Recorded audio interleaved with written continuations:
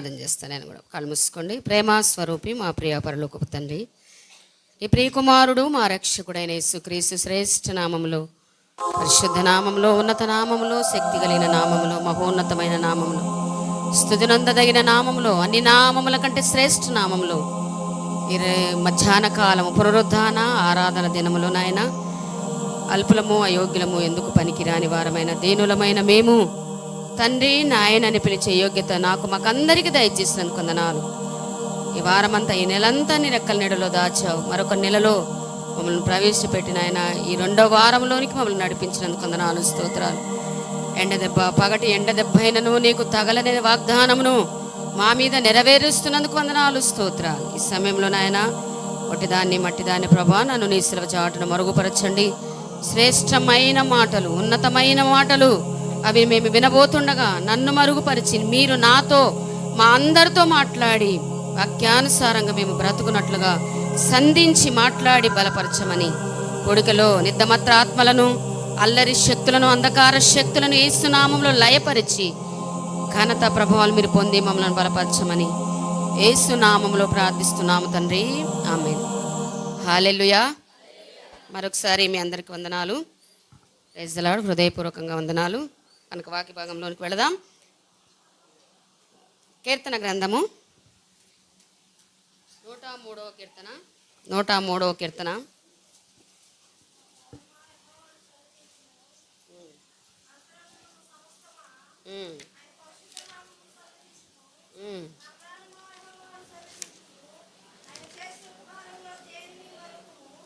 హల్లెలూయా. చాలు.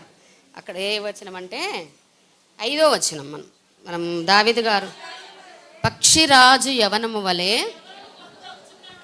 నీ యవనము క్రొత్త దగుచుండునట్లు మేలుతో నీ హృదయమును తృప్తిపరచుచున్నాడు. చాలండి, చాలమ్మా. చూడండి, ఈ రోజున ఒక పక్షి గురించి మనం నేర్చుకుందాం. తండ్రి అయిన దేవుడు సృష్టించిన సృష్టిలో శ్రేష్టమైనటువంటి వాటిని కూడా సృష్టించాడు. అవి ఎలాగో దేవుని మాట వింటున్నాయో, ఎంత జ్ఞానం కలిగి ఉన్నాయో, వాటి ద్వారా మనమేమి నేర్చుకుంటామో ఇది నానా ఈ వాక్యాన్ని మనము నేర్చుకుందాము. 5వ వచనం, పక్షి రాజు యవనము వలె నీ యవనము క్రొత్తదగుచుండునట్లు మేలుతో నీ హృదయమును తృప్తిపరిచి ఉన్నాడు అని దావీదు గారు చెప్తున్నాడు. ఆయన స్తుతిస్తూ, ఆయన ఆరాధిస్తూ, ఘనపరుస్తూ ఏమన్నాడు? నా ప్రాణమా యెహోవాను సన్నుతించుము, నా అంతరంగ సమస్తమా ఆయన పరిశుద్ధ నామమును సన్నుతించుము. నా ప్రాణమా యెహోవాను సన్నుతించుము, ఆయన చేసిన ఉపకారములలో దేనిని మరువకుము. అవునండి, హల్లెలూయా. మన జీవితాలలో దావీదు గారికి చేసినట్లుగా దావీదు గారికి దేవుడు ఎన్నో ఉపకారాలు, ఎన్నో గొప్ప మేలులు చేశారు కదా. గొర్రెలు కాచుకున్నటువంటి దావీదు గారిని ఏ స్థానంలో ఉంచారండి దేవుడు? గొర్రెలు కాసుకుంటున్నటువంటి వ్యక్తిని ఇశ్రాయేలుకు రాజుగా ఉంచాడు. చూడండి, ఒక వ్యక్తి, సామాన్యమైన వ్యక్తిని దేవుడు ఉన్నత స్థానంలో నిలబెట్టగలిగాడు. ఎందుకంటే ఆయన దేవునికి ఇష్టడుగా ఉన్నాడు, దేవుని ఆరాధించేవాడు, బాల్యము నుండి కూడా దేవుణ్ణి స్తుతించేవాడుగా ఉన్నాడు. కాబట్టి ఆయన చేసిన ఉపకారములను మరిచిపోకుండా తన ప్రాణముతో చెప్పుకుంటున్నాడు, నా ప్రాణమా యెహోవాను సన్నుతించు. మనం ఎప్పుడైనా మంచం మీద పడుకొని, నా ప్రాణమా ఈ వారమంతా దేవుడు యాక్సిడెంట్ల నుండి తప్పించాడు, నా ప్రాణమా ఈ వారమంతా కూడా అనారోగ్యాల నుండి తప్పించాడు, నా ప్రాణమా ఈ వారమంతా కూడా పోషించాడు, ఏం మేలు కొదువై ఉండకుండా చేశాడు, నా ప్రాణమా దేవుని స్తుతించామా? పడకల మీద ఉండి ప్రార్థించుకొని మోకరించి కూడా మరల పడకల మీద ఉండి ధ్యానించుకున్నామా? ఏమేమో ఆలోచనలు, రాత్రంతా ఏదో ఆలోచన తప్ప దేవుణ్ణి స్తుతించేవారు లేరు, దేవుని జ్ఞాపకం చేసుకునేవారు లేరు. మనం వస్తున్నామంటే సరే, ఈ రోజు వరకు లేవు, ఇక రేపటి నుంచి అయినా ఉండాలి, మార్చుకోవాలి, వాక్యాలు విని మార్చబడాలి. మందిరానికి ఎందుకు వస్తున్నాం అనుకుంటున్నారండి? మార్చబడడం కోసం, దిద్దుకోవడం కోసం, మార్పులోనికి రావడం కోసం మందిరానికి వస్తున్నాం. ఆరాధిస్తూ, ఆయన మాటల చేత హెచ్చరించబడుతూ, జీవితాలను దిద్దుకుంటూ సంఘానికి, సమాజానికి మనము మేలుకరంగా ఉండడానికి వస్తున్నాం. కనుక మనము సాక్షార్థంగా వింటున్నాం, వెళ్ళిపోతున్నాం. అలా కాదు, మన జీవితాలు చాలా శ్రేష్టంగా ఉండాలి. చూడండి, అక్కడ అంటున్నాడు, అలా అన్ని సమాధిలో నుండి విడిపించాడు, మరి దోషములను మరి అనేక సంఘటనలను అన్నిటినీ కూడా విడిపించాడు. మన జీవితాలలో కూడా మనం ప్రభువారి దగ్గరికి ఆనందంగా స్తుతించి ఆరాధించి ప్రార్థన చేయడానికి దేవుడు మన పాపములను మన దోషములు అన్నిటినీ కూడా తన శిలువలో చిందించిన రక్తం ద్వారా శుద్ధి చేసి బాగు చేశాడు. గనక పరిశుద్ధులుగా మార్చబడిన మనము దేవునికి ఇష్టలుగా జీవిద్దాం. ఈ రోజున 5వ వచనాన్ని మనం చూసుకుంటే, పక్షిరాజు యవనము వలె ఏం చేస్తున్నాడంట? నీ యవనమును క్రొత్తదగుచుండునట్లుగా చేస్తాడు. ఇదేనా యవనంగా ఉండాలి అంటే ఎన్నెన్నో టిప్పులు చెప్తున్నారు కదా, ఎన్నెన్నో. అసలు ఆ ఫోన్లో టీవీలో యవనంగా కనబడాలంటే ఈ ఆహారం తినాలి, ఆహారం తినాలి, అది రాసుకోవాలి, అది పూసుకోవాలి అని ఎన్నో ట్రిప్పులు. కానీ వాక్యము లోక సంబంధమైన సౌందర్యాన్ని కోరుకోవట్లేదు దేవుడు. గనక మనము జీవంలో ఉండాలి, దేవుని మార్గంలో ఉండాలి, దేవుని బిడ్డలుగా జీవించాలి. మేలుతో అంట మన పక్షిరాజు మన జీవితాలను నూతన పరుస్తాడంట, మన జీవితాలను వెలిగిస్తాడంట.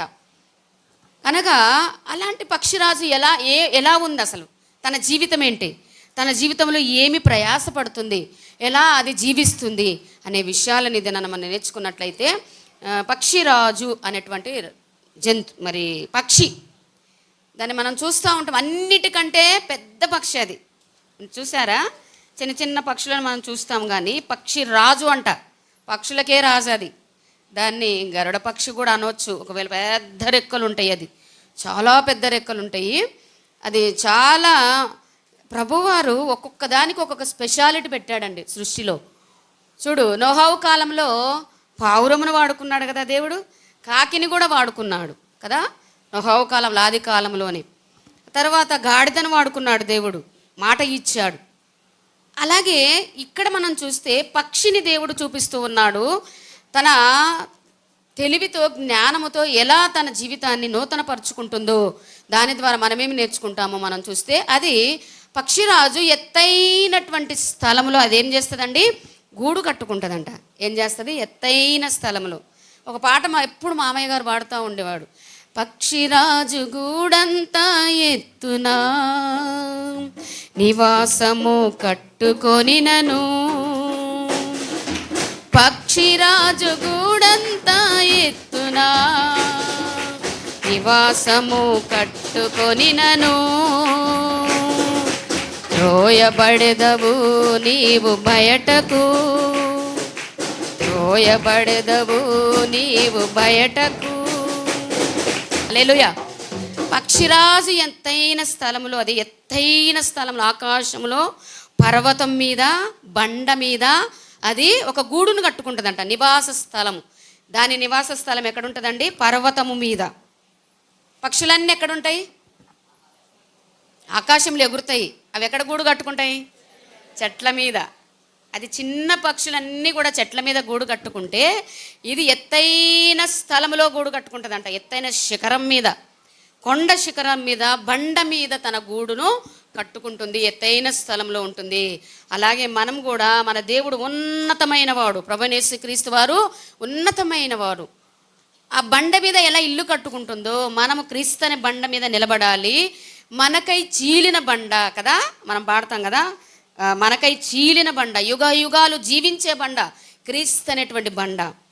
దాని మీద మనము నివాసము కట్టుకోవాలి అని మనకు గుణపాఠం నేర్పిస్తుంది. అయితే అక్కడ అంటున్నాడు, యుగ యుగాలు జీవించేటువంటి దేవుడు ఒక బండగా మనకు కనబడుతుంటే, పక్షిరాజు ఎలాగైతే ఎత్తైన స్థలంలో తన గూడును కట్టుకుంటుందో, మన జీవితాలు ఉన్నత స్థాయిలో ఆత్మీయ స్థితిలో ఉండాలని మనము కోరుకోవాలి. పక్షిరాజు తన యొక్క ఆహారమును ఎక్కడ నుండి తీసుకుంటుందంటే, అది ఆకాశంలో ఎగురుతూ కూడా భూమి మీద తన ఆహారమును చూస్తుందంట. భూమి ఎక్కడో ఎన్నో 10 మైళ్ళ ఇంకా ఎక్కువ, అసలు చాలా ఎత్తులో ఉన్నటువంటి ఆ పక్షి భూమి మీద తన ఎరను వెతుక్కుంటుందంట. తన దృష్టి చాలా శ్రేష్టంగా ఉంటుందంట. చెప్తున్నాడు భక్తుడు కూడా, యోబు భక్తుడు అంటున్నాడు, 39వ అధ్యాయము 29వ వచనంలో అంటున్నాడు, మరి పక్షిని గురించి అక్కడ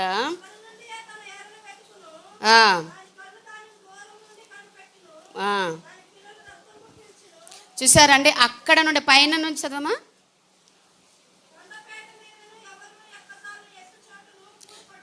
కొండపేట మీదను ఎవరు ఎక్కజాలలేని ఎత్తు చోటున గూడు కట్టుకొనును, అక్కడ నుండి తన ఎరను వెదుకును, దాని కన్నులు దానిని దూరము నుండి కనిపెట్టును. పక్షిరాజు ఎత్తైన స్థలంలో నివాసము కట్టుకోవటమే కాకుండా ఏం చేస్తుందంటే తన దృష్టి చాలా శ్రేష్ఠ, తన కన్నులు చాలా స్పష్టంగా ఆ ఎత్తులో నుండి భూమి మీద తన ఎరను వెదుకును. ఎర అంటే ఆహారం, పురుగులు, చనిపోయినటువంటి కాకులు, ఇంకేమైనా ఉంటాయి కదా భూమి మీద, ఆహారమును వెతుక్కుంటుందంట. అది తన దృష్టి, తన కన్నులు చాలా చక్కగా ఉంటాయంటండి. భూమి మీద భూమి మీద ఉన్నటువంటి ఆహారము కొరకు తన ఆ పైనుండే తన ఆహారమును చూసి ఆహారమును సంపాదించుకుంటుందంట. తన దృష్టి ఆహారం మీద చాలా, ఎక్కడో అసలు క్షుణ్ణంగా భూమి మీద మనం కొంచెం దూరంలో ఉంటేనే మనకు కనపడదు, కానీ ఎంత ఎత్తులో ఉన్నటువంటి ఆ పక్షిరాజు భూమి మీద ఉన్న ఆహారమును అది వెతుక్కుంటూ ఉంటుంది. అంటే తన దృష్టిని దేవుడు ఎంత చక్కగా ఉంచాడండి. దృష్టి మంద్యం లేదు దానికి. దృష్టి చాలా అంటే కన్నులు చాలా చక్కగా కనబడతా ఉంటాయి. చాలా జ్ఞానమును దేవుడు దానికి ఇచ్చాడు గనక అది ఆహారమును వెతుక్కుంటూ ఉంటుందంట. దృష్టి అంటే కన్నులు, మన కన్నులు, మన దృష్టి దేని మీద ఉంది? ఆ పక్షిరాజేమో ఆహారమును సంపాదించుకొని చక్కగా పైనుండి అయినా సరే, ఇంకా చూస్తే మీరు డిస్కవరీ ఛానల్లో చూస్తే అది ఎగురుతూ ఎగురుతూ కొండల మీద మేకలుంటాయి, గొర్రెలుంటాయి, మేకపోతులు ఉంటాయండి. ఆ మేకలను కూడా కాళ్ళతో కరుచుకొని వెళ్ళిపోతుందంట. అంత బలము కలిగింది అది. పక్షిరాజు కరుచుకొని వెళ్ళిపోయి ఎక్కడో అది తినేస్తూ ఉంటుంది. ఒక్కొక్కసారి అవి పడిపోతూ ఉంటాయి. గొర్రెలను కూడా అది పట్టుకొని వెళ్ళిపోతూ ఉంటుంది ఆహారం కొరకు. అంత శ్రేష్టమైనటువంటి దృష్టిని దేవుడు దానికి ఇచ్చాడు. మరి మన దృష్టి ఎలా ఉంది? మనమంట పైనున్న వాటి మీద దృష్టి పెట్టుకోవాలంట. కొలస్సీ పత్రిక 3వ అధ్యాయము 2వ వచనంలో పక్షిరాజు వలె మన దృష్టి ఎలా ఉండాలంటే అటు ఇటు చూడకుండా తిన్నని మార్గంలో, సత్య మార్గంలో సాగిపోయేటట్టుగా పైనున్న వాటి మీదే కానీ భూ సంబంధమైన వాటి మీద మనసు పెట్టుకొనకుడి. ఏలయనగా మీరు మృతి పొందితిరి, మీ జీవము క్రీస్తు యందు దేవునితో కూడా దాచబడి ఉన్నది. మనము పైనున్న వాటినే వెదకాలి, కిందున్న వాటిని కాదు. పైనున్న వాటిని వెదకాలంటే మనం పైకి ఎగురుతా పక్షిరాజుగా అలాగే ఎగిరి పోయి మనం కూడా దానిలాగా వెదగడం కాదు. పైన ఏముంది చెప్పండి? ఆకాశం ఉంది. మధ్యలో ఏముంది? గాలి ఉంది. తర్వాత సూర్యుడు ఉన్నాడు, చంద్రుడు ఉన్నాడు. ఆ తర్వాత ఏమున్నాయి? ఆకాశం తర్వాత ఏమున్నాయండి? పూర్తిగా పైలోకంలో ఏమున్నాయండి? ఎవరున్నారు పైన? దేవుడు ఉన్నాడు. ఏముంటుంది అక్కడ? పరలోకం ఉంటుంది. పరలోకంలో ఏముంటాయి? దేవుని సింహాసనం ఉంటుంది. పరలోకంలో దేవుడు మనకి ఏమి సిద్ధపరిచాడు? నివాస స్థలంలో సిద్ధపరిచాడు. పరలోకంలో దేవుడు మనకి ఏమి ఇవ్వబోతున్నాడు? ఎన్నో నిత్యత్వం, ఎన్నో బహుమతులు, ఎన్నో కిరీటాలు, జీవ కిరీటం, నీతి కిరీటం, బహుమతులు దేవుడు దాచిపెట్టాడు. అందుకే అంటున్నాడు, ఏమున్నాయి లేండి పైన అనుకున్నావు, ఆకాశం వైపు చూస్తే ఏమి లేదనుకుంటున్నావేమో నువ్వు కదా. పైన భక్తుడు పౌలు గారేమో పైనున్న వాటిని వెతకమంటున్నాడు. ఎక్కడి నుంచి చూస్తే బాల్కాన్లో పిల్లలందరూ కింద కూర్చున్నాడు చక్కగా. మరి ఏం చేస్తున్నారో తెలియట్లేదు, వింటున్నారో నిద్రపోతున్నారో తెలియట్లేదు. ఆ పక్కనున్న వారు ఏం చేస్తున్నారో తెలియదు, ఎదురున్న మాత్రమే వింటూ ఉంటారు. వినండి, దేవుని మీద, వాక్యం మీద మనసు పెట్టుకొని వినాలి.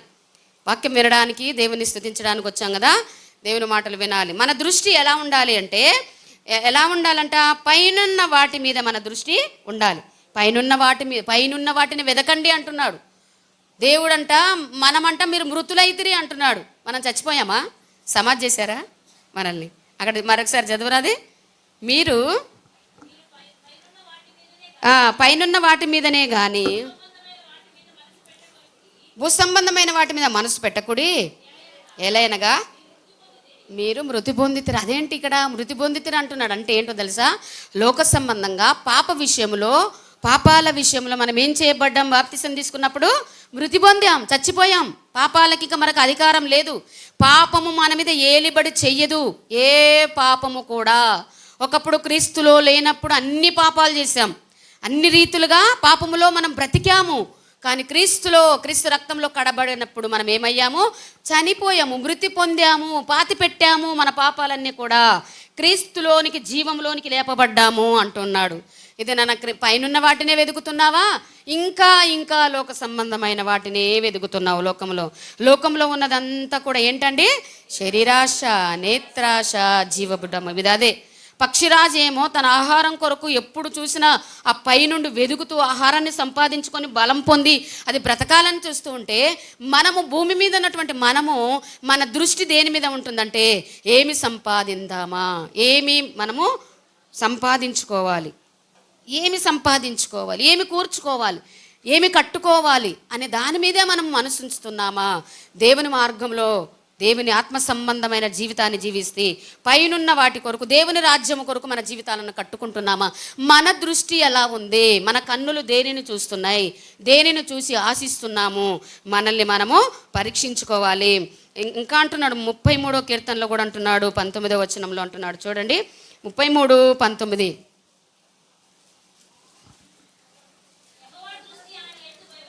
యెహోవా దృష్టి ఆయన యందు భయభక్తులు గలవారి మీదను, ఆయన కృప కొరకు కనిపెట్టు వారి మీదను నిలుచున్నది. హల్లెలూయా. వింటున్నావా ప్రియా సహోదరి సహోదరుడా? ఆయన దృష్టి, మన దృష్టి కూడా దేవుని మీదే ఉండాలి. మన కన్నులు కూడా దేవుని కొరకే వెదకాలి. మన కన్నులు కూడా దేవుని మీద ఆశ పెట్టుకొని ఉండాలి. మనము ఆయన మన కొరకు ఏమి దాచి ఉంచాడా, ఏ మేలు చేస్తాడని కనిపెట్టుకుంటూ, ప్రార్థించుకుంటూ, ఉపవాసాలుంటూ, ఆధ్యాత్మికంగా మన జీవితాన్ని కట్టుకుంటూ మన దృష్టి అంతా కూడా ఆయన మీదే ఉండాలి అంటున్నాడు. దేవుడు కూడా మన మీద తన దృష్టి ఎవరి మీద ఉంచుతాడంట? పొదుగూకులు దేవుని మాట వినని వారి మీద, దేవుని ఉల్లంఘించే వారి మీద, దేవుని ప్రేమించని వారి మీద ఆయన మనసు పెట్టుకోడు. దేవుని యందు భయభక్తులు కలిగిన వారి మీద దేవుడు తన యొక్క దృష్టిని నిలుపుతాడంట. ఎవరైతే ఆయన కృప కొరకు ఎవరు ఎదురు చూస్తారో, అని కనిపెట్టుకొని ఆశిస్తూ ఆయన వైపు ఎవరు చూస్తారో, ఎవరు ఆయన మీద దృష్టి పెట్టుకుంటారో వారిని ఆయన దృష్టిస్తారంట. ఇది నాన్న ఆయన మీద దృష్టి పెట్టుకున్నావా? ఆయన మీద ఆశిస్తున్నావా? ఆయన కొరకు ఎదురు చూస్తున్నావా? ఎబ్రీ పత్రిక 11:10లో చూస్తే అక్కడ అబ్రహాము గారు పునాదులు కలిగిన పట్టణం కొరకు ఎదురు చూశాడు, ఆశించాడు, దృష్టి పెట్టుకున్నాడు. 11:10 ఏలయనగా దేవుడు దేనికి శిల్పియు నిర్మాణకుడై ఉన్నాడో, పునాదులు కలిగిన ఆ పట్టణము కొరకు అబ్రహాము ఎదురు చూచుచుండెను. ఓ ప్రియా సహోదరి సహోదరుడా, లోకములు అన్నీ ఇచ్చాడు దేవుడు, అన్నీ సంపాదించుకుంటున్నావు, కానీ దేవుడు మాత్రం లేడు. దేవుని సన్నిధిలో, దేవుని ఆరాధించడంలో, ప్రార్థన చేయడంలో, మందిరానికి రావడంలో ఆసక్తి లేని వారుగా ఉంటున్నారు. ఇది నా మరలా దేవుడు పక్షిరాజును మన ఎదుట ఉదాహరణగా ఉంచాడు.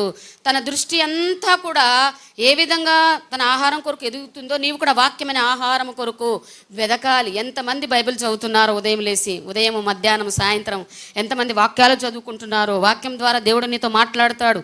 మందిరంలో మాట్లాడడమే కాదు, ప్రతిరోజు ఉదయము, ప్రతిరోజు మధ్యాహ్నము, సాయంత్రము వాక్యం చదివినప్పుడల్లా దేవుడు నీతో మాట్లాడతాడు, నీకు అభయం ఇస్తాడు, వాగ్దానం ఇస్తాడు, నిన్ను బలపరుస్తాడు. కనుక వాక్యమనే ఆహారమును వెదకడానికి నీవు నీ దృష్టి అంతా కూడా దేవుని మీద పెట్టుకోవాలి. అబ్రహాము గారు పునాదులు కలిగిన పట్టణం కొరకు ఎదురు చూసి, ఎక్కడ పునాది కలిగిన పట్టణము? మనం పునాదులు వేసిన ఇండ్లలో ఉంటున్నాం. కనుక ఆ పునాదులు కలిగిన పట్టణం ఏంటండి అది? దేవుని పట్టణము, దేవుని రాజ్యము, నిత్యత్వము, నిత్య జీవము ఉండే రాజ్యము కొరకు ఆయన పునాదులు కలిగినటువంటి ఆ పట్టణము కొరకు ఆయన ఎదురు చూశాడంట. చూడండి, మనము కూడా పునాదులు కలిగిన పట్టణమే మనది, శాశ్వతమైన రాజ్యం.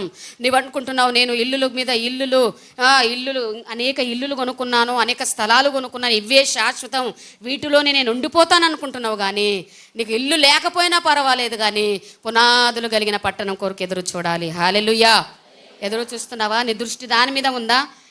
ఇంకా లోకంలోనే, ఆ మురికిలో, ఆ పాపంలోనే, ఆ కూపంలోనే మునిగిపోయి నిత్య నరకాగ్నిలోనైపోతావా? ఎలా ఉంది నీ జీవితాన్ని? ఇదేనా? మనల్ని మనం పరీక్షించుకుందాం. 2వ దినవృత్తాంతంలో 16:9 కూడా అంటున్నాడు అక్కడ. చూడండి, దేవుడు ఏమని మాట్లాడుతున్నాడు అంటే అక్కడ 2వ దినవృత్తాంతములు 16:9, తన ఎడల యథార్థ హృదయము కలిగి వారిని బలపరుచుటకై యెహోవా కనుదృష్టి లోకమందంతటా సంచరిస్తుంది. ఇందాక చదివా మనం, ఆయన దృష్టి, ఆయన కృప కొరకు, ఆయన భయభక్తులు కలిగిన వారి కొరకు ఆయన దృష్టి కనిపెడుతూ ఉంటే, ఇక్కడ ఎలా కనిపెడుతుందంట? యథార్థంగా ప్రవర్తించే వారిని దేవుడు చూస్తున్నాడంట. లోకం పై నుండి యథార్థంగా ఎవరున్నారా, యథార్థంగా ఎవరు ప్రవర్తిస్తున్నారా, యథార్థంగా ఎవరు నన్ను వెదుగుతున్నారా, వారి దృష్టి నా మీద ఉందా లేదని దేవుడు పైనుంచి చూస్తున్నాడు. అక్కడ మనము ఆదికాండంలో చూస్తే మరి 13వ అధ్యాయంలో మరి దేవుడు అబ్రహాం గారిని పిలిచినప్పుడు తర్వాత ఇద్దరు కలిసి, లోతు కూడా అబ్రహాం గారితో వచ్చినప్పుడు ఇద్దరిని దేవుడు దీవించాడు. చాలా విస్తారమైన ఆస్తిని ఇచ్చాడు. గొర్రెలు, గొడ్లు, మేకలు అన్నిటినీ ఇచ్చాడు. ఇచ్చిన తర్వాత వారికి వారి పని వారికి వీరిద్దరు కొట్లాడుకోలేదు, కానీ వారిద్దరు పని వాళ్ళు కొట్లాడుకుంటే వారు వేరైపోదామని నిర్ణయించుకున్నప్పుడు అబ్రహాం గారు ఒక దారిన వెళ్ళిపోయాడు, లోతు గారు ఒక దారిన వెళ్ళిపోయి, లోతు ఏమని ఏర్పాటు చేసుకున్నాడో తెలుసు. అక్కడ 13:10 చూడండి. లోతు ఒక స్వచ్ఛమైన లోతు తన కన్నులెత్తి యొర్దాను ప్రాంతం అంతటినీ చూచెను. యెహోవా సొదొమ గొమొర అనే పట్టణములను నాశనము చేయకముందు ఎక్కడి వరకమ్మా? సోయారుకు వచ్చు వరకు చూశారా? తండ్రిని యెహోవా తోట వలెను ఐగుప్తు దేశము వలెను నీళ్లు పారి దేశమునై ఉన్నది. అంటే పచ్చగా లోతుగారు ఎన్నుకున్న స్థలం వినండి. ఉదాహరణకు ఆయన దృష్టి ఎలా ఉందంటే, మనం కూడా కదా, మన దృష్టి ఎలా ఉంటుందంటే అందమైన వాటి మీద, ఆకర్షణీయమైన వాటి మీద, లోక సంబంధమైన వాటి మీదనే మనం ఎప్పుడు కూడా దృష్టిని చూస్తూ ఉంటాము. ఇక్కడ కూడా అబ్రహాం ఏమో వేరే స్థలమునకు వెళ్ళిపోతే లోతు గారు పచ్చగా కనబడుతున్న స్థలమును ఆయన ఎన్నుకున్నాడు. అది యెహోవా సొదొమ గొమొర పట్టణమును నాశనం చేయకముందు అది ఎలా ఉందో తెలుసా? పచ్చగా ఉంది. ఆ పట్టణాలను దేవుడు ఏం చేశాడు? దేంతో కాల్చివేశాడు? అగ్ని గంధకములను కురిపించి కాల్చివేశాడు. ఎందుకంటే వారు పాపిష్టి జనంగా మారిపోయారు గనక, దేవుని మాట వినని వారిగా ఉన్నారు గనక, పిల్లలు మొదలుకొని పెద్దవారి వరకు కామ వాంఛ కలిగిన వారుగా ఉన్నారు గనక ఆ పట్టణమును దేవుడు నాశనం కాల్చివేశాడు. కాల్చివేయకముందు చూడండి, ఆయన అనుకున్నాడు లోతుగారు, కాల్చివేయకముందు ఆ పట్టణము చాలా అందంగా ఉంది, కాల్చివేయకముందు ఆ పట్టణము చాలా పచ్చగా ఉంది, ఏదేను తోట వలె ఉందంట. ఏదేను తోట అంటే మొదటి ఆదామవ్వలకు దేవుడు ఏర్పాటు చేసిన పట్టణం అది. అలా ఉందంట. అది చూసినప్పుడు ఎంతో రమ్యంగా, ఎంతో అందంగా, ఎంతో పచ్చగా ఉందంటండి అది. దానిని చూసినటువంటి లోతుగారు ఆశించి అక్కడ ఉన్నాడు. అక్కడ ఉన్న పట్టణము చివరికి ఏమైపోయిందండి? అది అగ్ని గంధముల చేత కాల్చివేయబడ్డది. ఇది నువ్వు కూడా అంతే. లోకమును స్నేహిస్తూ, లోక పద్ధతులను, ఆచారాలను పాటిస్తూ, దేవునికి వ్యతిరేకంగా జీవిస్తూ, ఇంకా నన్ను ఎవరు చూడట్లేదు, ఎవరు నన్ను ఏం చేయట్లేదు, దేవుడే నన్ను పట్టించుకోవట్లేదు, దేవుడే నన్ను శిక్షించట్లేదు అని ఇష్టానుసారంగా బ్రతికావు అనుకో, దేవుడు ఏం చేశాడు? సొదొమ గొమొర పట్టణాన్ని ఉపేక్షించాడా? క్షమించాడా? కాల్చివేశాడు. కాల్చివేయబడతారు ఒక రోజున, శపించబడతాం ఒక రోజున. ఎంత చెబుతున్నా కూడా చర్చికి వచ్చేటప్పుడు దూది పెట్టుకొని వస్తారేమో తెలియదు నాకు. బాగలేనప్పుడు దూదులు పెట్టుకుంటారు, చర్చికి వచ్చేటప్పుడు కూడా మాటలు దూరనివ్వరు. మారట్లేదండి. ప్రజలను చూస్తే బాధ, ఆయాసం వస్తుంది, కన్నీరు వస్తుంది మాకు. అసలు ఇంత వాక్యం చెప్తుంటే కూడా ఎవరన్నా ఈ గడిచిన ఈ నెల ఎన్నో నెల అండి, 4 నెలల వాక్యం చెప్పాము. పాస్టర్ గారు ఈ వాక్యం ద్వారా నేను సంధించబడ్డాను, ఇదిగో ఈ పాపాన్ని విడిచిపెట్టాను, ఈ పరిస్థితిని విడిచిపెట్టాను, దైవజనుల ద్వారా దేవుడు మాట్లాడితే ఇట్లా మార్చుకున్నానని ఎవరైనా సాక్ష్యాలు చెప్తున్నారండి? ఎవరైనా చెప్తున్నారా? ఏమీ లేదు. వచ్చామా, పోయామా, కూర్చున్నామా, వెళ్ళామా. యథా రాజా తదా ప్రజ. యథా రాజా అంటే ఎలా రాజు ఉంటాడో ప్రజలు కూడా అలానే. కానీ సరే, రాజు అంటే ఆయన ఇష్టానుసారంగా ఉన్నాడు, మంచిగా లేడు, దుర్మార్గుడుగా ఉన్నాడు, ప్రజలు కూడా అలానే ఉంటారు. పరిపాలన చేసే వాళ్ళు ఎలా ఉంటారో వాళ్ళు కూడా అలానే ఉంటారు. సరే, పాస్టర్ గారి కుటుంబం కూడా అలానే ఉందా మీ ముందు? పాస్టర్ గారు కూడా అలానే ఉన్నారా? మీకు మాదిరిగా లేరా? వాక్యం చెప్తే వింటున్నారు కదా. మరి ఎందుకండి మేము కూడా పాస్టర్ గారిలాగా ఉండాలి, మేము కూడా వారిలాగా ఉండాలి, వాళ్ళలాగా వాక్యం చెప్పాలి, వాళ్ళలాగా యథార్థంగా ఉండాలి, నీతిగా ఉండాలి, న్యాయంగా ఉండాలి, పరిశుద్ధంగా ఉండాలి, దేవుడే అసలు వాళ్ళు కాదు దేవుడిలాగా ఉండాలి అనుకునే వాళ్ళు ఎవరండి? మారుతున్నారండి? ఎందుకంటే మారట్లేదు, అసలు అర్థం కావట్లేదు. చివరికి ఏమైపోతారు అన్న బాధ, విడిచిపెట్టబడతారేమో అన్నటువంటి బాధ, వేదన కలుగుతుంది దైవజనులకు.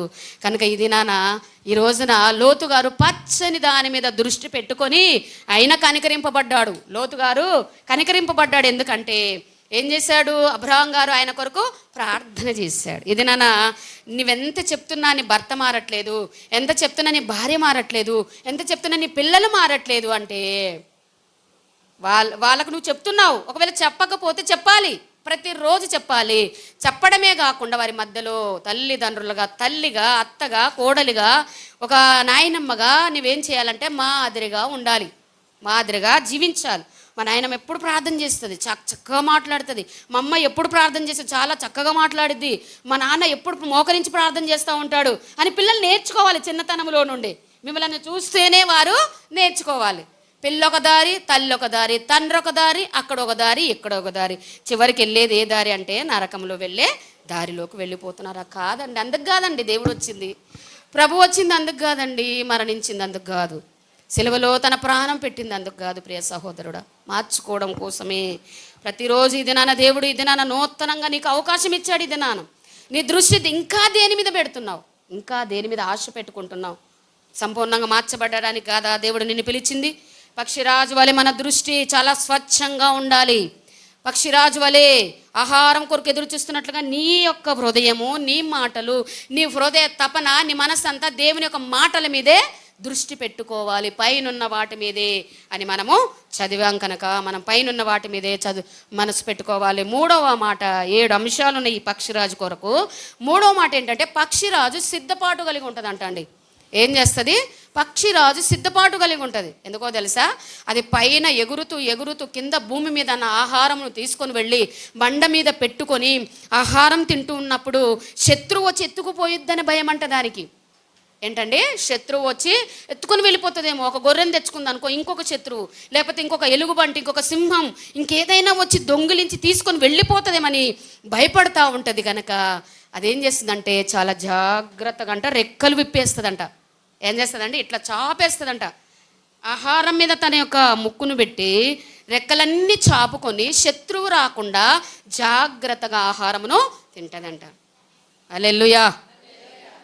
నిన్ను కూడా ప్రతి క్షణము నీ శత్రువైన సాతానుడు వాక్యమైన ఆహారమును నువ్వు భుజించకుండా, ప్రతిరోజు 3 పూటల వాక్యమును చదవకుండా వాడు పక్కన నిలబడి నీకు నిద్రమత్ర కలగజేయడమో, ఎవరన్నా ఇద్దరు వచ్చి ముచ్చట్లు పెట్టుకోవటమో, ఏదో ముసలమ్మ ముచ్చట్లు, ప్రార్థన చేసుకుందాం అనేసరికి అసలు ప్రార్థన చేసే అలవాటు మధ్యాహ్నం ఉందో లేదో మన సహోదరులకు.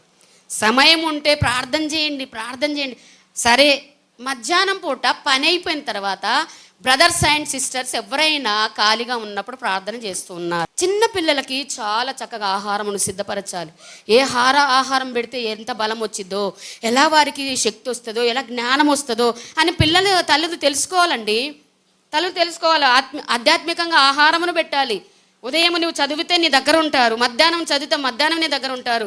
అలా వారికి శారీరకమైన ఆహారం చక్కగా పెడుతూ ఆధ్యాత్మికమైన ఆహారంను కూడా వారికి పెట్టాలి. సాతానుడు ఏం చేస్తున్నాడో తెలుసా?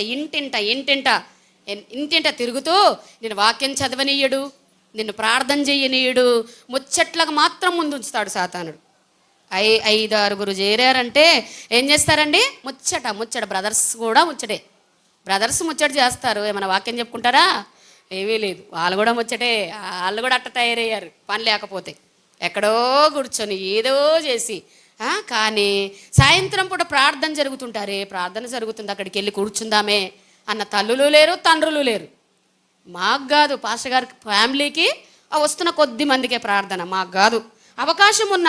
అవకాశం లేకుండా డ్యూటీకి వెళ్తే అది వేరు. అవకాశం ఉన్నా కూడా ఇంత మంచి సమయంలో దేవుని సన్నిధిని అనుభవిస్తున్నటువంటి ఆ ప్రాంతంలో ఆ సన్నిధిలో ఎవ్వరు రావడానికి ఇష్టపడట్లేదు. పక్షిరాజు అంట ఆహారము తినేటప్పుడు రెక్కలు చాచి చాలా జాగ్రత్తగా ఆహారమును తింటూ ఉంటుందంట. నువ్వు కూడా అంతే. నువ్వేదో పచ్చిగా ఏదో చదివాను ప్రార్థించడానికి జాగ్రత్తగా దేవుడు వాక్యాన్ని చదువుతున్నప్పుడు జాగ్రత్తగా చదివితే ఆ వాక్యమే నిన్ను సంధిస్తూ ఉంటుంది, ఆ వాక్యమే నిన్ను మాట్లాడుతూ ఉంటుంది.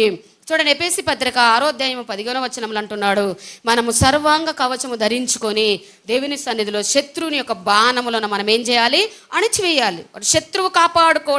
శత్రువు రాకుండా ఆహారమును కాపాడుకోవడానికి పక్షిరాజు ఎలా ప్రయత్నం చేస్తుందో అలాగే మన శత్రువైన సాతానుడు మనము ఆ వాక్యము చదవకుండా, ప్రార్థన చేయకుండా మనల్ని ఎప్పుడు కూడా అది నిర్వీర్యం చేస్తూ, మనల్ని బాధ పెడుతూ, మనల్ని సోమరులుగా నిద్రమత్తు ఆత్మను కలిగించి ఊది. ప్రభువైన యేసుక్రీస్తు వారు జీవించిన కాలంలో, అంటే శిష్యులతో ఉన్నటువంటి సమయంలో దేవుడు వారిని ఒక్కొక్కరిని ఇద్దరిద్దరిని సేవకు పంపిస్తూ పరిశుద్ధాత్మ చేత ఊదాడు. ఎందుకంటే పరిశుద్ధాత్మ ఎక్కడ ఉన్నాడు? ఆయనలో ఉన్నాడు. కాబట్టి వారి మీద ఊదితే వారు శక్తిని పొందారు. ఈ దినాన సాతానుడు ఊదితే ఏం చేస్తున్నారు? ఊదుతున్నాడు సాతానుడు అని. ఒక్కొక్కరి మీద ఊదితే ఒక్కొక్కరు ఏం చేస్తున్నారు? గొరకలు పెట్టి పాడుకుంటున్నారు. పొద్దున లేచే కూడా జ్ఞానం కూడా లేదు. తెల్లవారుజామున లేచి అమ్మ తెల్లవారిపోయింది, అయ్యో 5 గంటలకు ప్రార్థన చేయలేదే, అయ్యో 4 గంటలకు లేవలేదే, 5 గంటలకు లేవలేదే, అయ్యో నా భర్త మారలేదు, నా పిల్లలు మారలేదు, నా సంఘం ఇలా ఉంది, నా సమాజం ఇలా ఉంది అనే వేదన ఎవరికి ఉంది? ఎవరికి లేదు. కనుక సాతానుడు ఇష్టం వచ్చినట్లు నిన్ను వాడు ఏం చేస్తాడంటే తొక్కి వేస్తాడు. చదివారా ఎఫెసీ పత్రిక 6:15లో మీ పాదములకు సమాధాన సువార్త వలన సిద్ధ మనసును జోడు తొడుక్కొని నిలవబడు. ఆ పైన రాస్తాడు చూడండి, ఏలనగా మనం పోరాడున్నది శరీరులతో కాదు కానీ ప్రధానులతోనూ అధికారులతోనూ ప్రస్తుత అంధకార సంబంధులకు లోకనాథులతో ఆకాశ మండలమందున దురాత్మల సమూహములతో పోరాడుచున్నాం. నువ్వు పోరాడుతుంది ఎవరితో తెలుసా? ఆకాశ మండలమందున్న దురాత్మల సమూహంతో పోరాడే. ప్రార్థన చేస్తే వాడు నీ దగ్గర ఉండడు. నువ్వు ప్రార్థన చేయకపోతే నీ ప్రార్థన ఇంటిలోనే నిలిచిపోయిద్ది. నీ ప్రార్థన దేవుడు వినడు. నీకు దేవునికి అడ్డంగా ఉన్న పాపాలను విడిచిపెట్టకపోతే, అక్రమాలను అన్యాయాన్ని విడిచిపెట్టకపోతే దేవుడు నీ ప్రార్థన వినడు. అది ప్రార్థన వినకుండా మేలులు ఎక్కడి నుంచి వస్తాయి? దేవుని ఎక్కడి నుంచి వస్తాయి? కనుక పోరాడాలి. ఎక్కడ పోరాడాలి? ఒక ఖడ్గం తీసుకొని మనుషులతో పోరాడాలా? అందుకే అంటున్నాడు మనుషులతో కాదు కానీ ఎవరితో పోరాడాలి? దురాత్మల సమూహంతో పోరాడాలి, ప్రార్థనతో పోరాడాలి. నువ్వు మోకరించగానే వాడు గడగడ వనికి పక్కకు వెళ్ళిపోవాలి. కానీ పోరాడేవారు ఉన్నారా? ప్రార్థిస్తున్నారా? దేవుని శక్తిని పొందుకుంటున్నారా? నీ పాదములు సిద్ధంగా ఉన్నాయా? దేవుడిచ్చిన సర్వాంగ కవచం ధరించుకున్నావా? ఇక్కడ చూడండి, దేవుడిచ్చిన సర్వాంగ కవచం ధరించుకోవాలి. ఇక్కడ చెప్తున్నాడు 10లో తుదకు ప్రభు యొక్క శక్తిని బట్టి ఆయన యందు బలవంతులయ్యుండి మీరు అపవాది తంత్రములు ఎదిరించుటకు శక్తిమంతులగుటకు దేవుడిచ్చి సర్వాంగ కవచమును ధరించుకోనండి. సర్వాంగ కవచం. తలకు రక్షణ అనే శిరస్నానం. వింటున్నారా? తలకేముంది? ఇప్పుడు నీకు రక్షణ ఇచ్చాడు. నువ్వు ఒకవేళ పాప కోపంలో ఉంటే రక్షణ ఉండదు, తీసేస్తాడు దేవుడు. రక్షణ ఏముండదు. రక్షణ వస్త్రాలు ఉండవు. ఉల్లాస వస్త్రం, స్తుతి వస్త్రం, మహిమ వస్త్రం, అభిషేక వస్త్రం, ఆనంద వస్త్రం ఇవన్నీ ఇస్తాడు దేవుడు. నువ్వు మార్పు చెందానన్న మాట విడిచిపెట్టి నువ్వు అక్రంగా జీవిస్తున్నావు కదా, పాపంలో కూరుకుపోయి ఉన్నావు చూసావా, అవేవి నీ దగ్గర ఉండవు. సాతానుడే నీ మీద ఏలుబడి చేస్తావు. అప్పుడు ఎలా జీవిస్తావు నువ్వు? సాతానుడే నీ మీదకి వచ్చేస్తాడు. సాతానుడే నిన్ను భ్రమపరుస్తాడు. సాతానుడే నిన్ను కూలద్రోస్తాడు. సాతానుడే తన రాజ్యమును నీ మీద కట్టుకుంటాడు. కనుక ప్రియ సహోదరి సహోదరుడా, ఇది నా పక్షిరాజు వలె నువ్వు మరి అలాగున ఆహారమును సిద్ధపరుచుకుంటూ నీ బిడ్డలకు పెడుతూ, నీ కుటుంబానికి ఆ వాక్యాన్ని చదివి నీ కుటుంబానికి చెబుతూ, నీ పిల్లలకు చెబుతూ నీ కుటుంబాన్ని కాపాడుకుంటున్నావా? శత్రువు రాకుండా నీ కుటుంబం చుట్టూ ప్రార్థన ప్రాకారమును వేసావా? లేదా ఒకసారి నిన్ను నీవు పరీక్షించుకో. హెజ్కేలు గ్రంథము 38:7లో చూస్తే ఇంకా ఏమంటున్నాడంటే అక్కడ దేవుడు ఆ విషయంలోనే చెప్తున్నాడు, సిద్ధపాటు కలిగి ఉండు. నీవు సిద్ధముగా ఉండుము. హల్లెలూయా. వింటున్నారా? నువ్వు సిద్ధపడి నీతో కూడున్న సమూహం అంతటిని సిద్ధపరచు. ఎక్కడ సిద్ధపడాలి మనం అండి? చదవమా. వారికి నీవు కావలై ఉండవలని. ఈ రోజున సంఘ కాపరి మీకు కావలి ఉన్నారు, వాక్యాన్ని బోధిస్తున్నారు, ప్రార్థన చేస్తున్నారు. ప్రతి పరిస్థితిలో ప్రతి ఒక్కొక్కరి కొరకు మేము ప్రార్థన చేస్తున్నాం. కానీ నీ సిద్ధపాటు ఏది? సిద్ధపడ్డావా?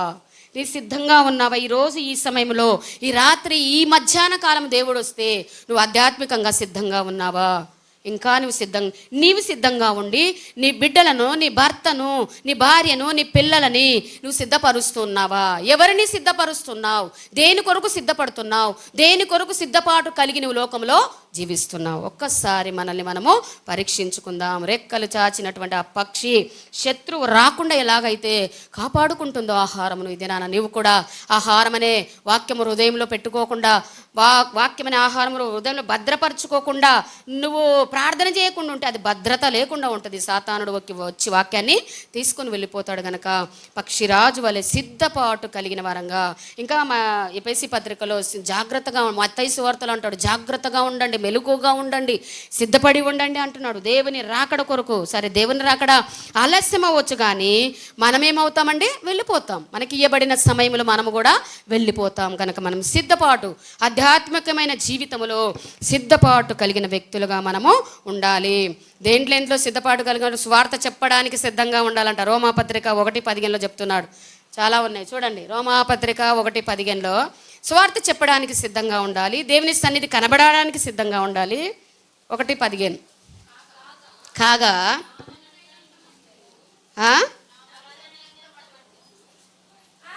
కాగా నా వలనైనంత మట్టుకు ఎవరికి? రోమ సంఘానికి, రోమాలో ఉన్న మీకును స్వార్థ ప్రకటించుటకు సిద్ధంగా ఉన్నాను.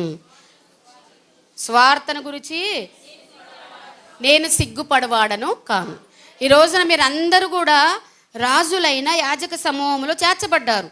దేవుని సన్నిధిలో మీరు అందరూ కూడా స్వార్థ చెప్పడానికి సిద్ధంగా ఉండాలి. ఎక్కడైనా మీకు ఏదైనా సమయం వస్తే, ఎవరైనా అనారోగ్యంగా ఉంటే, ఎవరైనా పరిచయస్తులు ఉంటే వారికి దేవుని ప్రేమను తెలియజేస్తూ, మీ జీవితాలలో కలిగిన మేలులను పరిచయం చేస్తూ, మీ జీవితాలలో ఉన్న సాక్ష్యాలను చెప్తే చాలండి. సాక్ష్యం చెబుతూ, ఇదిగో నేను యేసయ్యను నమ్ముకున్న తర్వాత ఇంత సమాధానం, ఇంత స్వస్థత, ఇంత మేలు, ఇదిగో రక్షణ పొందిన తర్వాత నేను నిశ్చయంగా ఉన్నాను, దేవుని రాజ్యానికి వెళ్తాను, నిత్య నరకాగ్నికి వెళ్ళను. 2 మార్గాలు ఉన్నాయి. నిత్య నరకాగ్ని ఉంది, నిత్య రాజ్యం ఉంది. యేసయ్యలో చాలా చక్కగా ఉంటే నిత్య రాజ్యాన్ని పొందుకుంటాము అని మీరు ఎక్కడైనా స్వార్థ చెప్పడానికి సిద్ధంగా ఉండాలి. ఇక్కడేమో దైవజనులు చెప్తారు, మీకు వీలైనంత మట్టుకు మీరు కూడా మీ తోటి వారికి, మీ స్నేహితులకి, మీ బంధువులకి, తెలియని వారికి నువ్వేం చేయాలి? ఎలా సిద్ధంగా ఉండాలి? స్వార్థ చెప్పడానికి సిద్ధంగా ఉండాలి. నాకెందుకు అనుకోకూడదు. పౌలు గారు అంటున్నాడు, నేను సిగ్గుపడవాడని కాడు, ప్రతి స్థలంలో చెప్పడానికి ఆయన సిద్ధంగా ఉన్నాను అంటున్నాడు.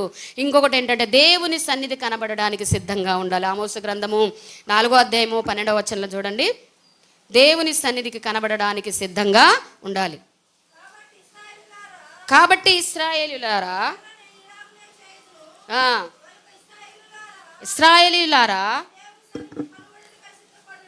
దేవుని సన్నిధి కనబడుటకై సిద్ధపడుడి. దేవుని సన్నిధిలో కనబడుటకై సిద్ధపడాలంట. దేవునికి కనబడాలని రావాలి, దేవుడు చూస్తాడని రావాలి, దేవుడు మనవి వింటాడని రావాలి, దేవుడు ఉంటాడు మన మధ్యలో అని చెప్పేసి సిద్ధపడి రావాలి. దేవుడు రోజు వస్తాడు మన కోసం. దేవుని యొక్క సన్నిధి మన మధ్యలో ఉంటుంది. దేవుడు మనతో మాట్లాడతాడు. నేను అందరికంటే ముందు వెళ్ళి, ఒక అరగంట ముందు వెళ్ళి నేను ప్రార్థన చేస్తా, దేవుడు అక్కడ కూర్చొని ఉంటాడు, నా కొరకు వెయిట్ చేస్తూ ఉంటాడు, అక్కడికి వెళ్ళి నేను దేవునితో మాట్లాడతాను అనుకునే సిద్ధపడి ముందే రావాలి. 12కో 1 వచ్చి కూర్చోవడం కాదు, సిద్ధపడి రావాలి. దేవుని సన్నిధికి సంతోషంగా, ఆసక్తిగా, అబ్బా వెళ్ళాలా, అయ్యో వెళ్ళాలా, అబ్బా ఆదివారం అనవసరంగా వచ్చిందే, ఈరోజు కూడా ఉండకుంటే బాగుండే, ఇంట్లోనే ఉండిపోతే బాగుండే అనుకున్న వాళ్ళు ఎంతమంది ఉన్నారో, సంతోషంగా ఎంతమంది వస్తున్నారో అది దేవుడు చూస్తాడు. అందుకే చెప్తున్నాడు ఇక్కడ, సిద్ధపాటు, త్వరగా పనులు చేసుకొని సిద్ధపాటు కలిగి దేవుని సన్నిధిలో ఆరాధించాలయ్యా. అయ్యా, ఈ వారమంతా ఇన్ని మేలులు చేసావు, ఈ వారమంతా కాచి కాపాడావు, ఈ వారమంతా ఇన్ని శోధల నుంచి విడిపించావు, అందుకే నేను వచ్చి నిన్ను మోకరించి స్తుతిస్తానయ్యా గంట సేపు అనుకొని రావాలి, సిద్ధపడి రావాలి. ఏదో లాస్ట్లో వచ్చాం ఆమేన్ అనేటప్పుడు వెళ్తామని అలా రాకూడదు, ముందే రావాలి. కానీ ఒకవేళ పని ఉంటే కనీసం టయానికి, వాక్యానికి ముందైనా చాలా మంచి మనసుతో, సిద్ధపాటుతో దేవుని సన్నిధికి రావాలని ఇక్కడ కోరుకుంటున్నాడు. తర్వాత ఇంకోటి చూడండి, హేతు అడుగు ప్రతివానికి సమాధానం చెప్పడానికి రావాలంట. నువ్వేం నేర్చుకుంటావో ఇక్కడ ఆ వాక్యం ద్వారా ఇతరులు నిన్ను ప్రశ్నించినప్పుడు నిన్ను ప్రశ్నేస్తారు, హేతు అడుగుతారు, ఎందుకు నమ్ముకున్నావు ఏంటండి. ప్రభువును నువ్వు నమ్ముకుంటే నిన్ను ప్రశ్న అడిగేవాళ్ళు చాలామంది ఉంటారు, కాబట్టి నిన్ను హేతు అడిగే వారికి సమాధానము చెప్పుటకు సిద్ధంగా ఉండాలి.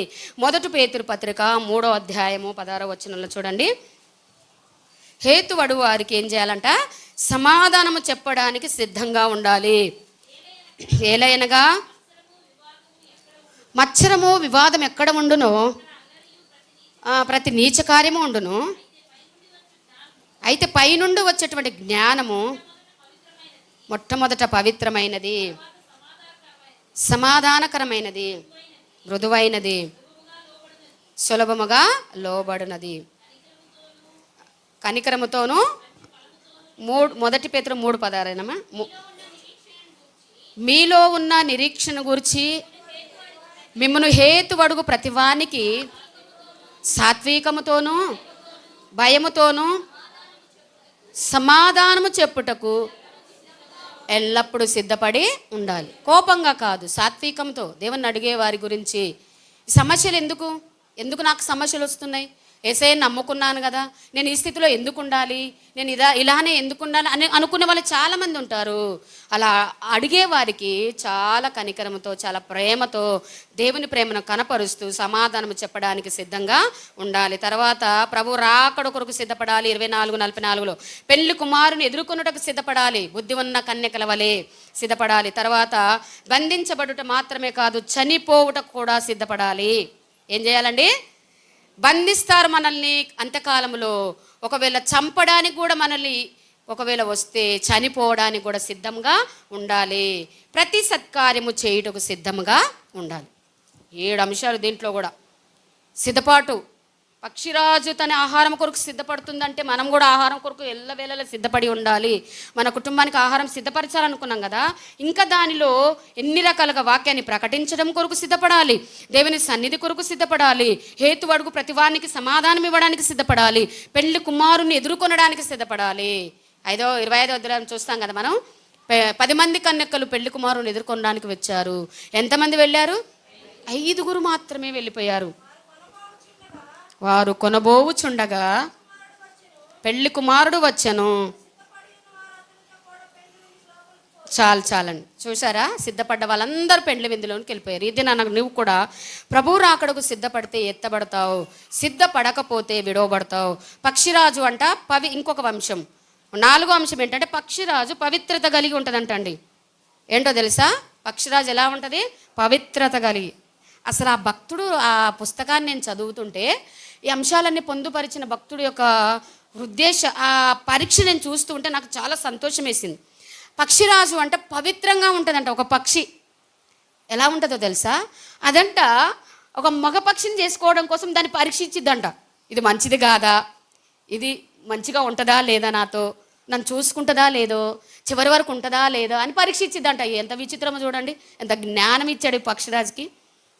అంత చక్కగా అలా చూసి అంట ఆ మగ పక్షిని వివాహం ఆడిద్దంట. వివాహం ఆడిన తర్వాత ఒకవేళ సడన్గా చనిపోతే అదేం చేస్తుందో తెలుసా? అలానే ఉంటుందంట. పవిత్రంగా ఉండాలని పక్షి అంట పవిత్రంగా ఉంటుందని చెప్పుకున్నాం కదా. అది ఏం చేసిద్దంటే ఆ పక్షి తన భర్త అయిన పక్షి చనిపోతే ఆ ఆడపక్షి పవిత్రంగా ఉంటుందంట చనిపోయే వరకు కూడా. ఈరోజు ఎంతమంది ఉన్నారో ఉండాలి ప్రియ సహోదరి. ఇది శాశ్వతమైంది కాదు. దేవుని రాజ్యంకి వెళ్ళాలి కదా, నరకం తప్పించుకోవాలి కదా, పవిత్రంగా ఉండాలి. నేను పరిశుద్ధుడను గనక మీరును పరిశుద్ధులై ఉండండి. యవన కాలంలో చాలామంది దేవునికి సమర్పించుకొని లోకమును విడిచిపెట్టి ఆత్మల భారం కలిగి మోకరించి కన్నీళ్లు విడిచి ప్రార్థన చేస్తున్న యవనస్తురాలు ఎంతోమంది ఉన్నారు. భర్త లేకపోతే ఏంది? దేవుడు ఉన్నాడుగా. దేవుని చూడు. విడవబడిన దాని పిల్లల కంటే, సంసారి పిల్లల కంటే విడవబడిన దాని పిల్లలే ఎక్కువ అంట అక్కడ చెప్తూ ఉన్నాడు. అంటే ఏంటి? పిల్లలు లేకపోయినా పర్వాలేదు, ఇచ్చేవరకు ఎదురు చూడు, కానీ ఆత్మ సంబంధమైన బిడ్డల కొరకు ఎదురు చూస్తూ ఆ తర్వాత ఇక్కడ పవిత్రత నీ యొక్క గురి అయి ఉండాలి నీ జీవితంలో. అందుకే దేవుడు నిన్ను పిలిచాడు, అందుకే దేవుడు నీ కొరకు చనిపోయాడు, అందుకే దేవుడు సిలువలో ప్రాణం పెట్టాడు. పాపులను పవిత్రులుగా చేయడానికి భూమి మీదకి వచ్చాడు. నువ్వు పవిత్రంగా ఉంటేనే దేవుని రాజ్యంలో చేరుతావు. చూడండి, ఈ పక్షికి ఎంత జ్ఞానం ఇచ్చాడు దేవుడు. అది మూలిగి అలానే ఉండిపోతుందంట, కానీ చనిపోయే వరకు కూడా ఇంకొక జతను తను ఏర్పాటు చేసుకోదు. ఈ రోజుల్లో ఎలా ఉన్నారంటే పెళ్లి కాని పిల్లలు కూడా అండి, పెళ్ళిళ్ళు అయ్యే వరకు కూడా వారి పవిత్రతను కాపాడుకోవాలి. పెళ్లి కాని యవనస్తులు విచ్చలవిడిగా తిరిగి అపవిత్రమైన కార్యాలలో పాలు పంపులు పొందకూడదు, శాపగ్రస్తులు అయిపోతారు. జాగ్రత్తగా వినండి. పెళ్ళైన వారు జాగ్రత్తగా ఉండాలి, పెళ్ళి కాని వారు జాగ్రత్తగా ఉండాలి. భార్య కలిగిన వాడు, భర్త కలిగిన వారు చాలా జాగ్రత్తగా పవిత్రంగా. ఇక్కడ పక్షిని గురించి చెప్తున్నాడు. పక్షిరాజు పవిత్రంగా ఉంటుందంట. ఎందుకంటే ఇంకా మీకు లోకంలో దేవుడు నిన్ను పరిశుద్ధంగా ఉండడానికి పిలిస్తే నీకెందుకు? నువ్వెందుకు మార్చుకోవట్లేదు ఇంకా నువ్వు దేవుని మాట విని? అపవిత్రత ఎందుకు కొని తెచ్చుకుంటున్నావు?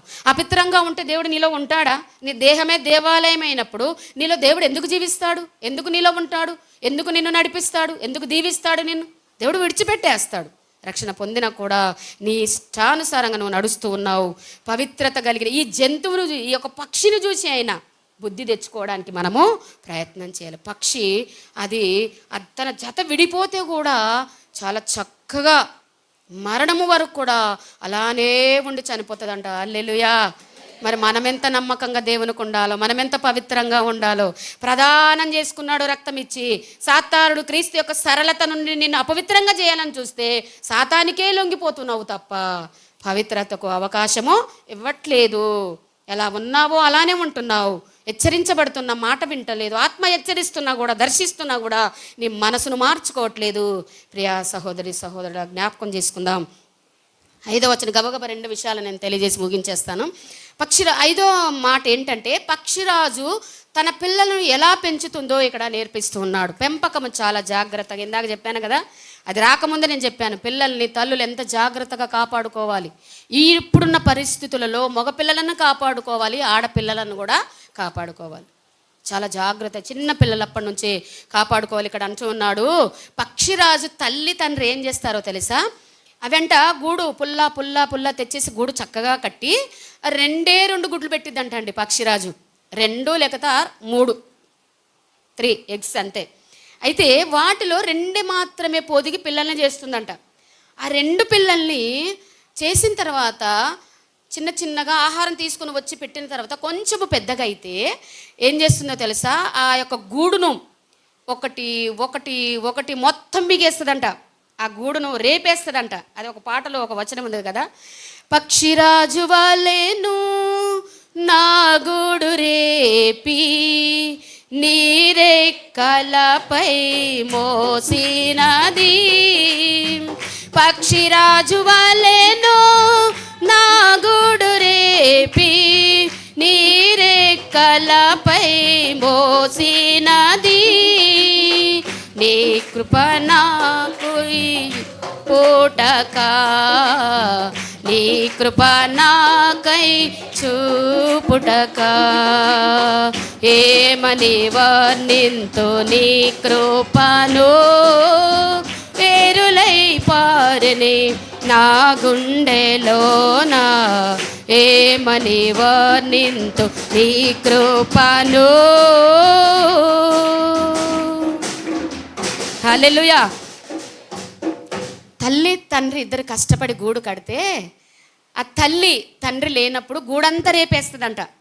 గూడంతా ఒకటి ఒకటి ఒకటి ఒకటి పుల్లలన్నీ రేపేస్తూ ఉంటే ఆ పిల్లలు అనుకుంటాయంట, మా మమ్మీ ఎంత చెడ్డది, ఎంత పనికి మాలింది, ఎంత మెంటల్ది మమ్మీ, గూడు రేపేస్తుందా, నేను ఉండకూడదా, గూట్లో ఉండకూడదా అని చెప్పేసి తిట్టుకుంటాయంట అవి. మమ్మీ ఇంత చెడ్డదా, మా మమ్మీ మా డాడీ లేకపోతే ఇంత చెడ్డోళ్ళ, మమ్మల్ని పని చేయమంటారేంది, మమ్మల్ని డ్యూటీకి వెళ్ళమంటారేంది, మమ్మల్ని నాకు కష్టం చేయమంటారేంది, మా మమ్మీ మా ఇంట్లో పని చేయమంటారు ఏంది అనుకునే వాళ్ళు ఉన్నారా లేదా? చాలామంది తల్లి పని చేస్తుంటే పిల్లలు చేయరు.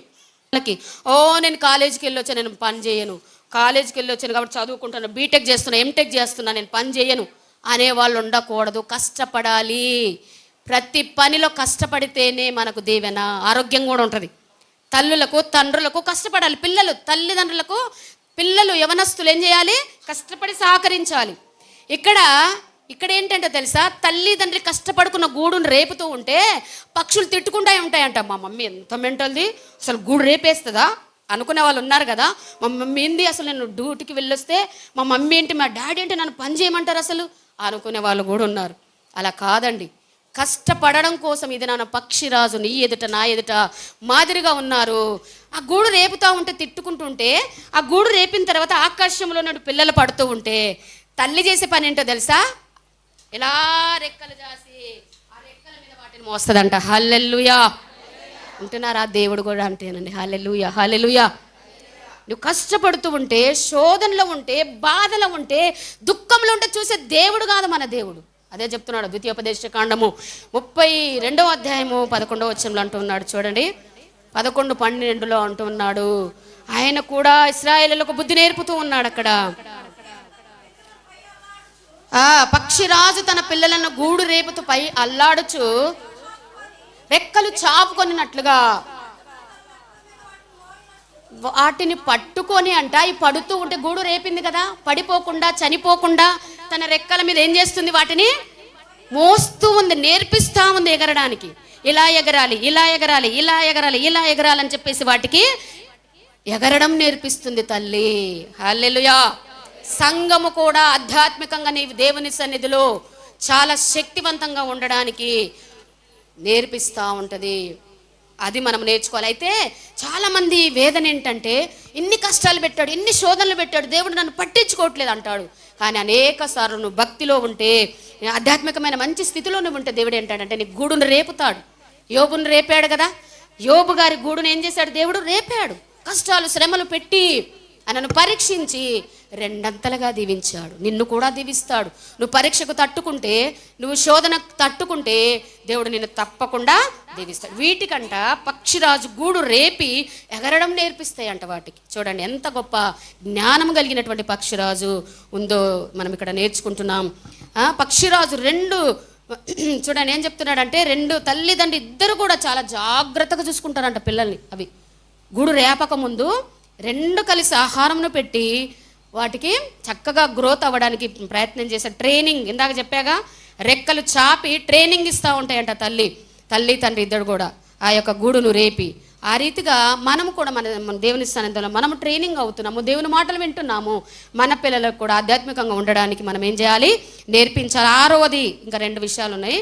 పక్షిరాజు నూతన బలం పొందుకుంటుందంట. చూడండి ఏం చేస్తుందంట, నూతన బలం. 40 సంవత్సరాలు అది పుట్టినప్పటి నుంచి 40 సంవత్సరాల వరకు బాగుంటుందంటండి. ఆరోగ్యంగా ఉంటుంది, చాలా శక్తివంతంగా ఉంటుంది, చాలా ఎగురగలుగుతుంది, గొర్రెలను మేకలనైనా అది క్యాచ్ చేయగలుగుతుంది. అయితే 40 సంవత్సరాల తర్వాత మెల్లమెల్లగా తన ఆరోగ్యం అంతా కూడా క్షీణిస్తూ ఉంటుందంట. ఇంకా ముక్కు కొట్టి పెద్ద పెద్ద జంతువులు తింటుంది కదా, అది ముక్కు కొట్టి వంకరైపోయిద్దంట, ఇక్కడ వరకు తిరిగేస్తుందంట. గోళ్ళు పాడైపోతాయంట, శరీరం అంతా ఉడికిపోయిద్దంట. అయితే దీని గురించి ఏం చేసిద్దంట, అది చక్కగా ఇంకా బలం అయిపోయింది, ఉడిగిపోయింది, నా వల్ల కాదు, నేనేం చేయాలి అనుకోకుండా ఏం చేసిద్దో తెలుసా, అది ఒక బండ మీదికి, ఒక ఎత్తైనటువంటి స్థలం మీదికి వెళ్ళి 5 నెలలు అక్కడ ఉంటుందంట. 5 నెలలు. ఎన్ని నెలలు? 5 నెలలు, 150 రోజులు అక్కడ ఉండి తన శరీరం, తన యొక్క రెక్కలు పాత రెక్కలు ఉంటాయి కదా, పీకేస్తుందంట. మొత్తం పీకేసుకుంటూ ఉంటుందంట. గోర్లన్నీ కూడా ఊడిపోతాయి, రెక్కలు అదే పీకేసుకున్న నోటుతో పీకేసుకొని 5 నెలలు అక్కడ ఉంటే కొత్త బలాన్ని దేవుడిస్తాడంట. హల్లెలూయా.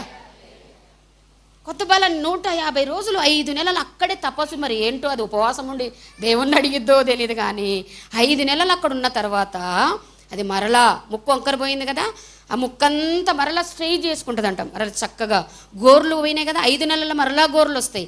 ఆ ఈకలన్నీ పీక్కుంటే మరలా కొత్త ఈకలు వస్తాయి. నూతన బలము పొందుకొని ఎన్ని రోజులు జీవిస్తుందో తెలుసా, 70 సంవత్సరాలు బ్రతికిద్దంట. హల్లెలూయా. ఎన్ని సంవత్సరాలు? 70 సంవత్సరాలు. ఎంత గొప్ప కృపనండి దానికి ఇచ్చాడు దేవుడు. నీవు కూడా అంతే, దేవుని యందు భయభక్తులు కలిగి ఉంటే దీర్ఘాయునిస్తాడు దేవుడు. హల్లెలూయా. నువ్వు మధ్యంతరంగా చనిపోవాల్సిన అవసరం లేదు. అది 70 సంవత్సరాలు, నీకు 80 సంవత్సరాలు ఇస్తాడు దేవుడు. దేవుని 100 సంవత్సరాలు ఇస్తాడు దేవుడు. దేవుని సన్నిధిలో మనం దేవుని కలిగి ఉంటే దానికంటే శక్తి. మనం చాలా విషయాలు చదువుకుంటాం కదా, యెహోవా కొరకు ఎదురు చూచువారు నూతన బలం. యెషయా గ్రంథం కొన్ని మాటలు చెప్పి నేను ముగించేస్తాను. లాస్ట్కి వచ్చేసాము. 30వ అధ్యాయము యెషయా గ్రంథము 15వ వచనం. తర్వాత చూడండి,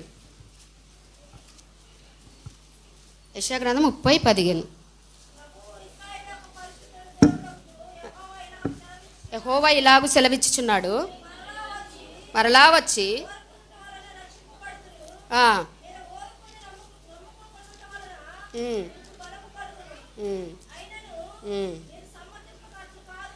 అది కాదు, 40వ అధ్యాయము 31వ వచనం. యెషయా గ్రంథము 40:31. యెహోవా కొరకు ఎదురు చూచువారు నూతన బలము పొందుదురు, పక్షిరాజు వలె రెక్కలు చాపి పైకి ఎగురుదురు. చూసి అలయక పరిగెత్తుదురు, సొమ్మసిల్లక నడిచిపోతారు. దేవుని సన్నిధిలో ఉంటే రోజు బలం ఇస్తాడు దేవుడు. దేవుని కలిగి ఉంటే, దేవుని భయభక్తులు కలిగి ఉంటే రోజు శక్తిని బలం ఇచ్చి దేవుడు నిన్ను నడిపిస్తాడు. ఆ పక్షిరాజు మరి ఆ బండ మీద అన్ని రోజులు 5 నెలలు అక్కడ కూర్చున్న తర్వాత ఎంతగా నూతన బలం పొందుకొని 70 సంవత్సరాలు జీవిస్తుందో, అలాగే నీవు దేవుని కొరకు ఎదురు చూస్తే, నీవు ఒకవేళ శరీరంలో బలహీనత ఉన్నా, అనారోగ్యం ఉన్నా, అన్నిటిని కూడా దేవుడు విడిపించి ఆధ్యాత్మికమైన స్థితిలో కూడా బలహీనంగా ఉంటే దేవుని వైపు చూస్తేనంట, యెహోవా కొరకు ఎదురు చూస్తే ఏమిస్తాడంట? నూతన బలం ఇస్తాడంట. నూతన బలం చాలా మనకు అలయక సొమ్మసిల్లక పక్షిరాజు వలె రెక్కలు చాచి పైకి ఎగురుతారంట. చూడండి ఎంత గొప్ప కృపను దేవుడు నీకు నాకు ఇస్తున్నాడు. యెహోవా కొరకు ఎదురు చూడాలి. సమస్యలలో మనుషుల కొరకు కాదు, ఇతరుల వైపు కాదు. నీకున్న సమస్యల్లో, బాధలో, అనారోగ్యంలో ఎవరి కొరకు ఎదురు చూడాలి? దేవుని కొరకు ఎదురు చూడాలి. యేసయ్య వైపు చూడాలి. నూతన శక్తిని, నూతన బలమును దేవుడు అనుగ్రహించడానికి సిద్ధంగా ఉన్నాడు. 29:11 కూడా అంటున్నాడు, 84:5 కూడా అంటున్నాడు. చూడండి, ఈ 2 మాటలను చెప్పి ముగించేస్తాను. 29 కీర్తన 29:11 లేతే 84:5 చదవండి. యెహోవా తన ప్రజలకు ఏమనుగ్రహిస్తాడంట? బలమును అనుగ్రహించి, యెహోవా తన ప్రజలకు సమాధానము కలుగజేసి వారిని ఆశీర్వదిస్తాడు. ఎదురు చూస్తే అలయక సొమ్మసిల్లక పక్షిరాజు వలె బలము కలిగి మరి తిరిగి బలం పొందుకోవాలి. ఆధ్యాత్మికంగా పడిపోతే అది 40 సంవత్సరాల తర్వాత శరీరం అంతా ఉడిగిపోయి, గోర్లు ఊడిపోయి, ముక్కు వంకరైతే అది ఇంకా నాకెందుకులే అన్నదా? ప్రయత్నం చేసింది, ఈకలన్నీ పీకి వేసింది, ముక్కును సరి చేసుకుంది. 5 నెలలు ఎండలో ఆ బండ మీద అలానే కూర్చొని బలం వచ్చే వరకు మరలా బలము పొందుకొని 70 సంవత్సరాలు జీవించినట్లుగానే ఆధ్యాత్మికమైన స్థితిలో, ప్రార్థనా స్థితి లేకపోతే, వాక్యం చదవడం లేకపోతే, మందిరానికి రావడం ఆసక్తి లేకపోతే మరలా దేవుని వైపు చూస్తే దేవుడే నిన్ను నన్ను నడిపిస్తాడు. ఆ తర్వాత చివరిగా 7వది ఏంటంటే, పక్షిరాజు మరణం ఎలా ఉంటుందంటే, అది 70 సంవత్సరాల తర్వాత అది మరణము పొందాలని ఒక బండ మీద సూర్యుని వైపు చూస్తూ అలానే కూర్చుంటుందంట. ఎన్ని రోజులు కూర్చుంటుందో తెలియదు. అలానే సూర్యుని వైపు చూస్తూ పొద్దున్నుంచి సాయంత్రం వరకు, ఆ పొద్దు గుంకే వరకు కూడా అది అలానే ఒక ఎత్తైన బండ మీద కూర్చొని అలానే చూస్తూ చూస్తూ చూస్తూ అది చనిపోతుందంట. హల్లెలూయా. చూడండి ఎంత గొప్ప జ్ఞానమును, ఎంత గొప్ప మంచి దృష్టాంతములను, గుణపాఠములను దినాన ఈ యొక్క పక్షిరాజు ద్వారా దేవుడు మనకు తెలియజేశాడు. అలాగే మనము కూడా నీతి సూర్యుడైనటువంటి మలాకి గ్రంథంలో చెప్తాడండి చివరి అధ్యాయంలో, అయితే నా నామమందు భయభక్తులు కలిగిన వారగు మీకు నీతి సూర్యుడు ఉదయించును, అతని రెక్కలు ఆరోగ్యము కలగజేయును. కనుక బయలుదేరి కొవ్విన దూడలు గంతులు వేయినట్లు గంతులు. ఎవరి కొరకు ఎవరిస్తారు బలము? సూర్యుని లాంటి బలము దేవుడిస్తాడంట. ఆయన వైపు చూస్తే ఆయన రెక్కలంటే ఆయన హస్తములు, ఆయన బలీయమైన హస్తముల కింద మనకు క్షేమం ఉంది. ఆయన రెక్కల నీడలో ఆరోగ్యం ఉంది. ఆయన రెక్కల నీడలో మనకు విశ్రాంతి ఉంది. కనుక మనము దేవుని రెక్కల నీడలో దాచుకొనడానికి ఇదిగో చూడండి, మనం ఈ దినాన ఆ పక్షిరాజు తన రెక్కల చేత మోసి తన పిల్లలకు ఆదరవు కలిగించినట్లుగా దేవుడు నిన్ను తన రెక్కల మీద మోస్తాడు, కాపాడుతాడు. ఇంకొక మాట అన్నాడు, ముదిమి వచ్చే వరకు ఎత్తుకొనివాడను నేను, చంకబెట్టుకొనివాడను నేను. హల్లెలూయా. ఎవరు కూడా నిన్ను ఎత్తుకునేవారు లేరు, ఎవరు నిన్ను ఆదరించే వాళ్ళు లేరు. కానీ దేవుడే ముదిమి వచ్చే వరకు నిన్ను ఎత్తుకుంటారు, ఆదరిస్తారు, నడిపిస్తారు. అయితే దేవుని వైపు మనం ఏం చేయాలి? చూడాలి. ఆయన మీద గురి పెట్టుకోవాలి. యెహోవా కొరకు ఎదురు చూడాలి. ఈ రీతిగా మనం ఉన్నామా? ఆయన మీద ఆనుకున్నామా? పక్షిరాజు ఏ విధంగా జ్ఞానం కలిగి ఉందో, తన పిల్లల్ని ఎలా పెంచుతుందో, తన దృష్టి ఎలా ఆహారం మీద పెట్టుకుంటుందో, ఎలా పవిత్రంగా ఉంటుందో, వీటన్నిటిని మనం హృదయాలలో భద్రపరుచుకొని దేవుని సన్నిధానంలో యోగ్యులుగా, పరిశుద్ధులుగా దేవుని రాకడ కొరకు ఎదురు చూద్దాం. దేవుడి మాటలు దీవించునుగాక. ఆమేన్. వందనమో నీకే నా వందనమో, వందనమో నీకే నా వందనము. కాందని నీకే నా వందనము. వానన కాందని నీకే నా వందనము.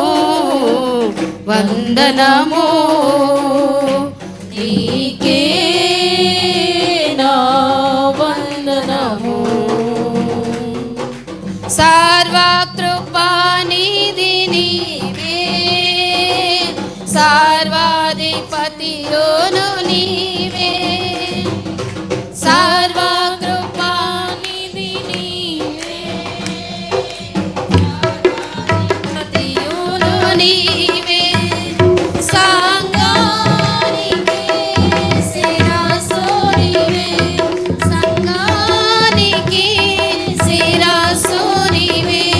నా సంగీత సాహిత్యము నీవే, నా సంగీత సాహిత్యము నీవే. వందనము నీకే నా వందనము.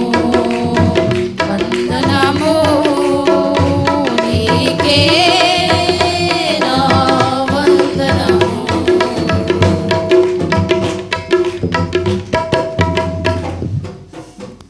ప్రియా సహోదరి సహోదరుడు, ఒకసారి వాక్యాన్ని విన్నా విధానాన దేవుడు నీతో నాతో అందరితో కూడా మాట్లాడాడు. దేవుని వాక్యం ద్వారా హెచ్చరించాడు. ఈరోజు ఎలా ఉండాలని తీర్మానం చేసుకుంటున్నాం. పక్షిరాజు దేవుడు సృష్టించిన వాటిలో ఒక పక్షిని గురించి ఉన్నతమైన తలంపులను ఇది నాన్న నీతో నాతో మాట్లాడాడు. సహోదరుడా సహోదరి, ఇకనైనా దేవుణ్ణి ప్రేమిస్తావా? దేవుని వైపు తిరుగుతావా? దేవుడు అనుకున్నట్లు జీవిస్తావా? ఒకవేళ అలా జీవించకపోతే దేవుడు దుఃఖపడతాడు. సహోదరుడా